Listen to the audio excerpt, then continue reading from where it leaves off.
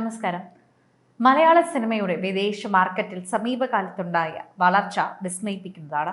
ഒരു കാലത്ത് ഗൾഫ് മാത്രമായിരുന്നു മോളിവുഡിന്റെ ഓവർസീസ് മാർക്കറ്റ് എങ്കിൽ ഇന്ന് അത് മലയാളി ജനാവലിയുടെ എല്ലാ ഭൂഖണ്ഡങ്ങളിലുമായി പരന്നുകിടക്കുന്ന ഒരു വലിയ സാമ്രാജ്യമായി മാറിക്കഴിഞ്ഞു. വിദേശ കളക്ഷനിൽ പലപ്പോഴും മറ്റ് തെന്നിന്ത്യ ഭാഷാ സിനിമകളെ മാത്രമല്ല, ബോളിവുഡിനെ പോലെ തന്നെ ഞെട്ടിക്കുന്ന നിലയിലേക്ക് മലയാള സിനിമയ്ക്കും എത്താൻ സാധിച്ചിട്ടുണ്ടെന്നും മലയാള സിനിമ വാനോളം ഉയർന്നിരിക്കുന്നുവെന്നും വളർന്നിരിക്കുന്നുവെന്നും നമുക്ക് പറയാം. ഇപ്പോഴത്തെ ഏറ്റവും പുതിയ ഒരു ലിസ്റ്റ് പുറത്തെത്തിയിരിക്കുകയാണ്. ആ ലിസ്റ്റിൽ പ്രധാനപ്പെട്ട മലയാള സിനിമകളുടെ പേര് കൂടിയുണ്ട്. അത് സന്തോഷം തന്നെയാണ്. 2025 വിദേശ മാർക്കറ്റുകളിൽ $10 മില്യൺ കളക്ഷൻ നേടിയ ഇന്ത്യൻ സിനിമകളുടെ ലിസ്റ്റാണ് ഈ പറയുന്നത്. ആകെ 3 ചിത്രങ്ങൾ മാത്രമാണ് ഈ വർഷം നേട്ടം സ്വന്തമാക്കിയിട്ടുള്ളത്.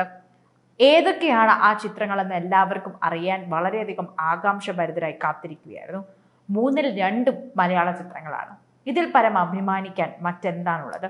അതെ, വിദേശത്ത് ഈ വർഷം $10 മില്യൺ നേടിയ ഇന്ത്യൻ ചിത്രങ്ങളും പട്ടികയിലുള്ള 3 സിനിമകളിൽ 2 മലയാളത്തിൽ നിന്നും 1 ബോളിവുഡിൽ നിന്നുമാണ്. 2 മലയാള ചിത്രങ്ങളിലെയും നായകൻ മോഹൻലാൽ ആണെന്നതും മറ്റൊരു കൗതുകമാണ്. എമ്പുരാനാണ് ആദ്യ സ്ഥാനത്ത്. ട്രാക്കർമാരായ ബോളിവുഡ് ബോക്സ് ഓഫീസിന്റെ കണക്ക് പ്രകാരം $16.9 മില്യൺ എമ്പുരാന്റെ ഓവർസീസ് ബോക്സ് ഓഫീസ്. മോഹൻലാലിന്റെ തന്നെ ഇപ്പോഴത്തെ തിയേറ്ററുകളിലുള്ള തുടരുമാണ് 2ാം സ്ഥാനത്ത്. 17 ദിവസം കൊണ്ട് $10.45 മില്യൺ ആണ് തുടർന്ന് വിദേശത്തുള്ള നേടിയിരിക്കുന്നത്. ഹിന്ദി സിനിമാ പ്രേമികൾക്കിടയിൽ ഈ വർഷം വൻ വിജയം നേടിയ ചാവയാണ് പട്ടികയിൽ 3ാം സ്ഥാനത്തുള്ളത്. $10.3 മില്യൺ ചിത്രത്തിന്റെ ഓവർസീസ് സമ്പാദ്യം. 130 കോടി ബഡ്ജറ്റിൽ ആഗോള ബോക്സ് ഓഫീസിൽ നിന്ന് 809 കോടി കളക്ട് ചെയ്ത ചിത്രമാണിത്. ചാവയുടെ പ്രത്യേകതയും അത് തന്നെയാണ്. എന്നാൽ ചിത്രം നേടിയ കളക്ഷന്റെ ബഹുഭൂരിപക്ഷവും വന്നത് ഇന്ത്യയിൽ നിന്ന് തന്നെയായിരുന്നു. വൻ പ്രീ റിലീസ് ഹൈപ്പുമായി എത്തിയ എമ്പുരാൻ സമ്മിശ്ര പ്രതികരണമാണ് നേടിയതെങ്കിലും ആഗോള ബോക്സ് ഓഫീസിൽ നിന്ന് 268 കോടി രൂപയാണ് നേടിയത്. സമീപ വർഷങ്ങളിൽ ഒരു മോഹൻലാൽ ചിത്രം നേടിയ ഏറ്റവും വലിയ പോസിറ്റീവ് പ്രതികരണങ്ങളിലാണ് തുടരും നേടിയത്.